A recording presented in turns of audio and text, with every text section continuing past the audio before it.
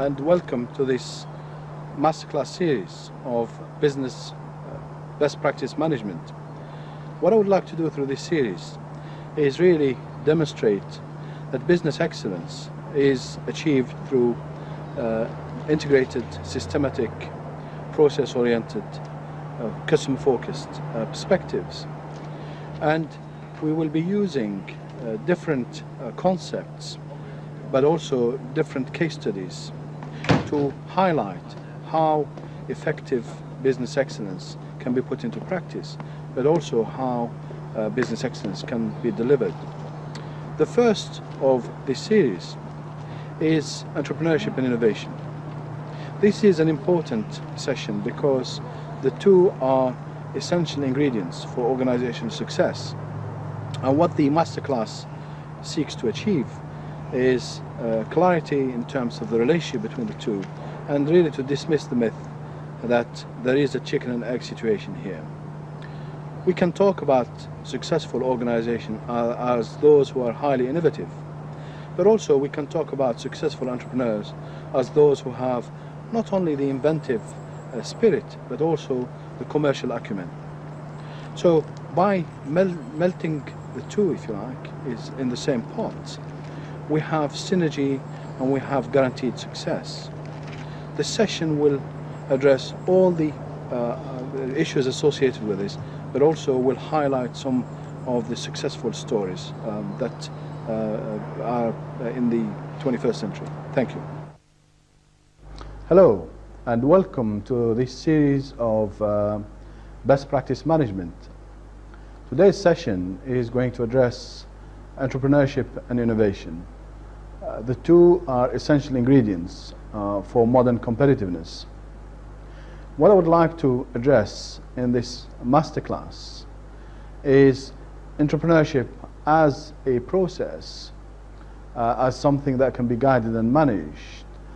And by the same token, I would like to address innovation as a process too, which needs to be managed and controlled effectively for competitive outcomes. Very often, people use the two words interchangeably, and although this is allowed in many ways, it's better to present the two concepts as complementary concepts, not as a chicken and egg situation, but very often as two interdependent critical factors for the success of organizations. I will also refer to some examples of useful, interesting and successful innovative outcomes because of the existence of the entrepreneurial spirit and the drive of particular individuals who led to the successful outcomes. And I will finish off with some thoughts and some guidelines on merging the two together and presenting innovation as a total integrated process that can help organizations manage themselves better in the 21st century. So, when we talk about the function of entrepreneurs, I think we have to recognize right at the onset that it is one where there is a conversion of ideal opportunity into beneficial outcomes to society. It is perhaps exploiting the old to generate the new. It is by harnessing the existing efforts within an organization to create new markets and new opportunities for the organization. It is perhaps through exploiting technology. But at the end of the day, this notion of entrepreneurship is about creation, it's about innovation, and it's about bringing value out to society. It's about making a commercial success. And that is perhaps a sufficient definition at this juncture to push us forward to the next point that I would like to make, and that is that entrepreneurship starts perhaps with the individual, but we have to recognize it as a dedicated process with a particular discipline where you have some psychological aspects and some attributes and the characteristics of the person that drives that change. But in addition to this, perhaps we have an element of financial backing, of support. We also have the willingness to take risk. And we have the intellectual challenge, the knowledge, the expertise which convert the opportunity into some benefits to society. So put all together, we have to say that entrepreneurship as a process starts with the individual, but requires maybe a chance, maybe backing and support, maybe knowledge, and that could be technical, innovative, and then you have to have that commercial acumen. Innovators do exist, therefore. When we refer to them, I don't think it is sufficient to talk about them as technological wizards, because they combine the technological understanding, grasping, if you like, the detail, and knowing, if you like, what the inventions are capable of doing. But it's only when they merge it and fuse it with the commercial acumen, with the understanding, that they can be referred to as true entrepreneurs. So we need to really clarify the difference between technological wizards and entrepreneurs. And in many organizations, there are very clever people who are technically trained, and they are expected to assume a role in a particular function. Very often technical genius is residing in research and development, in marketing, in technical support, and those functions, if you like, that produce vital contributions to organizational success. But as individuals, those technically trained people are not having the opportunity to contribute, to bring about the commercial success, to lead, to influence, to push, to manage the projects so that they are nurtured and they're developed and they can lead to commercial success. Those people cannot be referred to as entrepreneurs. Given the chance to participate in projects, to lead projects, those people can definitely develop the commercial skills, the know-how, and the competencies necessary for them to be fully recognized entrepreneurs. Many organizations do not recognize this fact, and they tend to rely on people from different backgrounds to lead projects. Very often it's people from marketing, from sales, and from finance functions that tend to lead projects, commercial projects.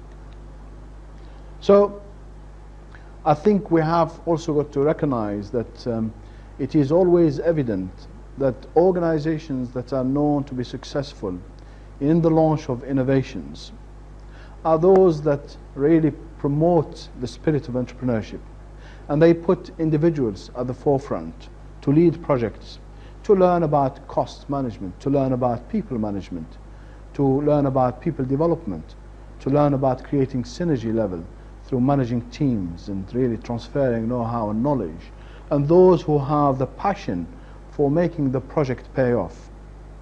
Those who have the drive and the discipline to deliver something on time, to the required cost, for the required quality, and to the required market. And those entrepreneurs, young entrepreneurs, can be nurtured and developed to create a major impact, if you like, for their organization's success. What I would like to do now is take you through some examples of successful entrepreneurship, but also successful innovation. The first example is really the success story of POLAROID, because this organization has achieved miracle after miracle. It started off with the scientific breakthrough, which is the development of a polarizing plastic material that could control the amount of light that filters through it, and that has managed to eliminate glare, for example. And that was the birth of Polaroid back in the 1930s. These innovations, these plastic products, if you like, with anti-glare properties, have been found to be applied in so many diverse applications and industries. And here's an example of where they have been applied. Camera filters, for example, military goggles, drafting table lamps, and so on. The inventor and the person behind that success is Dr. Edwin Land, who himself was a chief scientist, and he has devoted, if you like, the bulk of his life to creation and invention. He has over 500 patents attributed to his name, and he has been recognized worldwide by prestigious academic institutions and has been awarded 15 honorary doctorates before he died in 1991. Dr. Land recognized that there is an opportunity in the film industry, and through, if you like, prompts from his young daughter, who wanted, if you like, to see the photographs of the holidays that the family has taken, prompted him to research and look into the possibility of instant development, instant camera filming. And he was attributed the invention of the instant camera that was first launched in 1947. The sales at that time came to $2.5 million. But because of the opportunity created and because of the global need for instant photography, by 1996, Polaroid sales reached something like $2.3 billion. What has been the philosophy of Dr. Land? What have been the critical factors of his success as an innovator, but also as an entrepreneur? First of all, respect for people, what is referred to in Polaroid language as dignity at work. Secondly, he had the firm belief that machines, innovations, technologies are there to serve the needs of people, not the other way around. Thirdly, he put in place a strategy for continuous innovation. He wanted the human mind to constantly focus on creation and innovation. And it was the engine of growth for Polaroid because it was propelling these innovative spirits and launching new ideas in the marketplace time after time after time. He also created a dedicated, committed team of scientists and engineers around him who shared the same vision and who were driven by the same passion of inventing, creating for the benefit of society. But Dr. Land also recognized that invention on its own is not enough. He needed to find marketing talent, and he searched and generated, if you like, opportunities for the best people who could take those creative efforts and bring them to the marketplace successfully. So it is that blend of scientific knowledge, that know-how, and the significant business acumen that has led to the success of Polaroid. He also had respect for people. He also acted as a mentor, as a coach, and developed people around him. So he is blessed with the skill and expertise of nurturing, mentoring, coaching, and developing people so that they give the full potential to Polaroid. The second example I would like to refer to is Microsoft and Bill Gates particularly.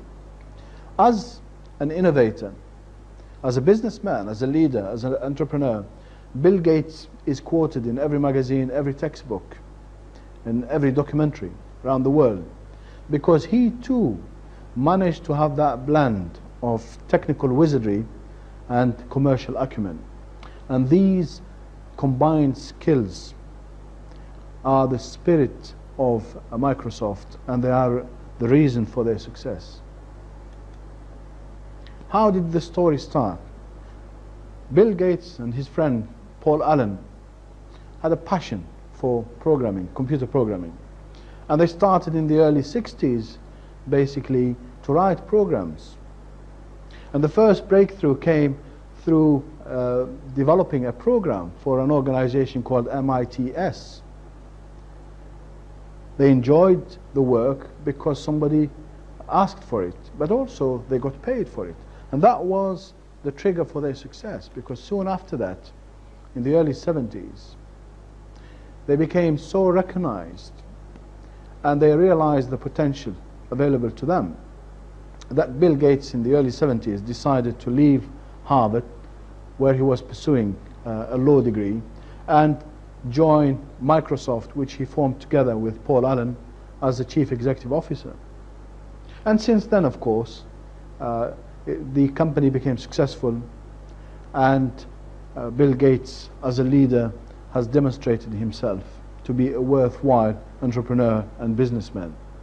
And it all started with the ingredient of success, basic programming. Maybe there was a little bit of luck, because the computing industry was fairly new, the expertise in programming was fairly limited, and of course the opportunity was immense. So Bill Gates, as a leader, had a lot of drive, a lot of energy, and he showed complete dedication. He had so much passion and belief in what he was doing. He had the technical wizardry, but also he had the commercial flair, and therefore he was leading by example. So no surprise that he succeeded.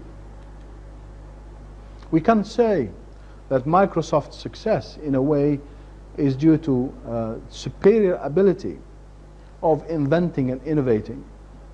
That vision for creating something of value to society.